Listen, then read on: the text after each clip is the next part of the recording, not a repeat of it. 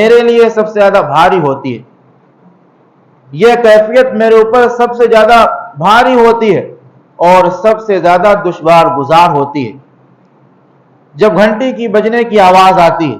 اور کبھی فرمایا کہ حضرت جبرائیل علیہ السلام اللہ کا کلام لے کر آتے ہیں اور ہمیں سنا دیتے ہیں۔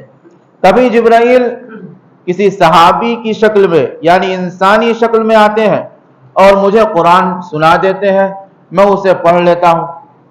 فرمایا یہ وحی کی یہ کیفیت میرے لیے سب سے زیادہ آسان ہوتی ہے جب جبرائیل امین کسی صحابی کی شکل میں آتے ہیں، مجھے قرآن سناتے ہیں، تو وحی کی یہ صورت میرے لیے سب سے زیادہ آسان ہوتی ہے۔ اور کبھی ایسا ہوتا ہے کہ اللہ رب العزت والجلال خواب میں کوئی حکم نازل فرما دیتا ہے، خواب میں کوئی آیت میرے دل میں ڈال دیتا ہے، اور کبھی حضرت جبرائیل خود اپنی شکل میں آتے ہیں اور مجھے قرآن سنا کے چلے جاتے ہیں۔ اور کبھی ایسا بھی ہوتا ہے کہ اللہ براہ راست مجھے قرآن سنا دیتا ہے، میرے اوپر وحی کر دیتا ہے۔ فرمایا یہ میری پوری زندگی میں صرف ایک مرتبہ ہوا، اور وہ معراج کے موقع پر ہوا کہ اللہ نے سارے پردے ہٹا دیے، سارے پردے ہٹا دیے، اور اب اللہ ہے اور اللہ کا پیغمبر۔ اللہ نے کیا وحی کی؟ فَأَوْحَى إِلَىٰ عَبْدِهِ مَا أَوْحَى۔ قرآن کہہ رہا ہے کہ اللہ فرماتا میں نے اپنے بندے پر وحی کی، جو کچھ میں نے چاہا وہ میں نے اپنے بندے کو سنا دیا۔ اب اللہ کے پیغمبر نے اپنے رب کا دیدار کیا یا نہیں کیا، اس میں تو اختلاف ہے، لیکن براہ راست وہاں سارے پردے ہٹ گئے، جبرائیل بھی وہاں نہ جا سکے، اللہ کے پیغمبر گئے اور اللہ نے جو کچھ آپ سے بات کی وہ کی۔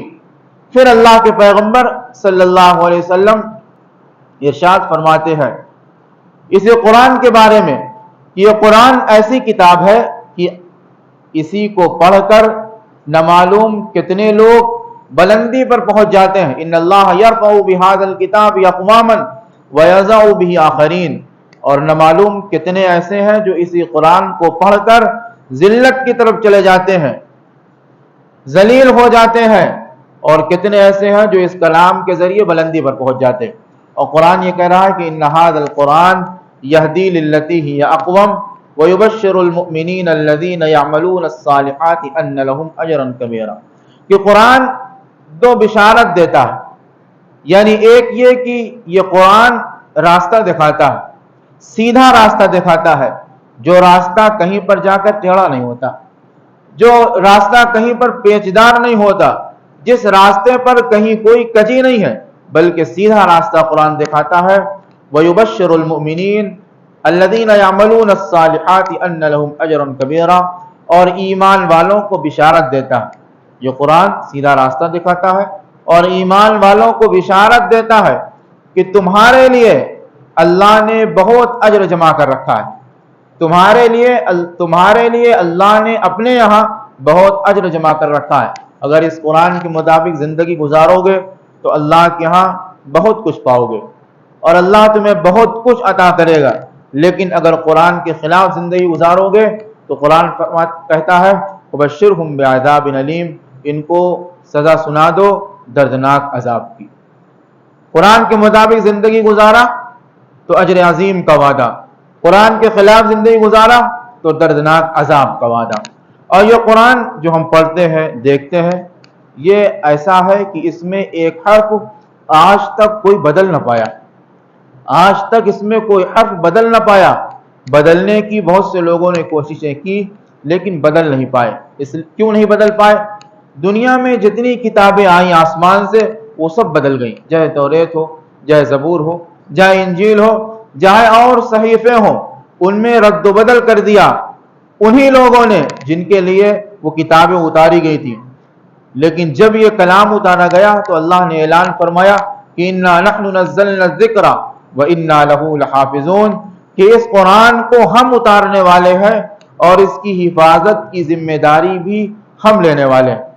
قرآن اللہ اتارتا اور حفاظت کی ذمہ داری نہ لیتا تو قرآن میں بھی رد و بدل ہو سکتا تھا اور رد و بدل ہو ہی جاتا، لیکن اللہ نے حفاظت کی ذمہ داری لی اور جب اللہ نے حفاظت کی ذمہ داری لے لی تو کس کے اندر طاقت ہے کہ وہ قرآن کے اندر رد و بدل کرے؟ ایک مرتبہ عالمگیر اورنگزیب رحمۃ اللہ علیہ کا زمانہ تھا، ان کے پاس ایک کاتب آیا جایا کرتا تھا۔ ایک مرتبہ قرآن لکھ کے لایا، اور بہترین خوش خط میں جب قرآن لکھ کے لایا تو اس نے بادشاہ سلامت کو قرآن دیا، اور قرآن دینے کے بعد ایک جملہ کہا کہ بادشاہ سلامت، اس قرآن میں جو چیزیں مکرر تھیں، ڈبل تھیں، ان کو ہم نے ایک کر دیا ہے، شارٹ کر دیا۔ جیسے قرآن مجید میں کئی مرتبہ فَبِأَيِّ آلَاءِ رَبِّكُمَا تُكَذِّبَانِ ہے، وَلَقَدْ يَسَّرْنَا الْقُرْآنَ لِلذِّكْرِ فَهَلْ مِن مُدَّكِرٍ، کئی مرتبہ ہے لَعَلَّكُمْ تَعْقِلُونَ، لَعَلَّكُمْ تَعْلَمُونَ، کئی مرتبہ ہے۔ تو اس نے یہ کہا کہ ہم نے ان سب کو شارٹ کر دیا، سب کو ختم کر کے ایک کر دیا۔ بادشاہ سلامت نے جب اسے سنا تو غصے سے بھر گئے اور کہا جاؤ کل آنا، جاؤ کل آنا۔ وہ یہ سمجھ رہا تھا کل ہم جب آئیں گے تو ہمیں کوئی بہت بڑا انعام بادشاہ سلامت دیں گے، ہم نے اتنا بڑا کام کیا، قرآن بھی اپنے ہاتھ سے لکھا اور اس کو شارٹ کر دیا، کم کر دیا۔ لیکن جب آیا وہ دوسرے دن تو دیکھا کہ بادشاہ سلامت کا دربار لگا ہوا ہے۔ عالمگیر اورنگزیب رحمۃ اللہ علیہ نے فرمایا کہ اس کاتب کے ایک کان کاٹ دیے جائے۔ وہ چوکنا ہوا، یہ کیا کرنے جا رہے ہیں؟ ہم نے تو اتنا اچھا کام کیا۔ لیکن فرمایا کہ نہیں، اس کا ایک کان کاٹو، اس کے ایک ہاتھ کاٹو، اس کا ایک پیر کاٹو، اس کی ایک آنکھ پھوڑو، اس لیے کہ یہ اعضاء اس کے جسم میں ڈبل ہے، مکرر ہے، اس کو شارٹ کرو۔ اس نے قرآن مجید میں شارٹ کیا ہے تو اس کا جسم بھی شارٹ کیا جائے گا۔ لوگ حیرت میں پڑ گئے، یہ کیا ہونے، لیکن اس کے ساتھ یہ سب کیا گیا تاکہ دنیا کو معلوم ہو جائے، اور کوئی اگر یہ کوشش کرے کہ قرآن مجید میں رد و بدل کرنا ہے تو اس کے رونگٹے کھڑے ہو جائیں، اور وہ اس عبرت والی سزا سے اپنے لیے انجام سمجھ لے اور وہ پیچھے ہٹ جائے۔ کان، ناک، آنکھ سب پھوڑ دی گئی اس کی، اس لیے کہ قرآن مجید میں چھیڑ چھاڑ کرنا معمولی چیز نہیں، معمولی بات نہیں ہے۔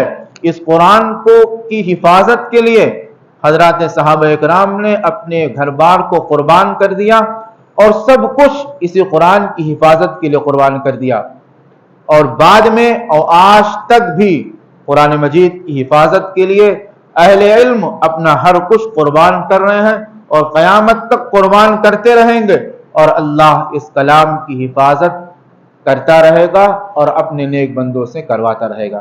اللہ رب العزت والجلال ہم سب کو سمجھنے کی توفیق عطا فرمائے اور قرآن کے مطابق زندگی گزارنے کی توفیق عطا فرمائے۔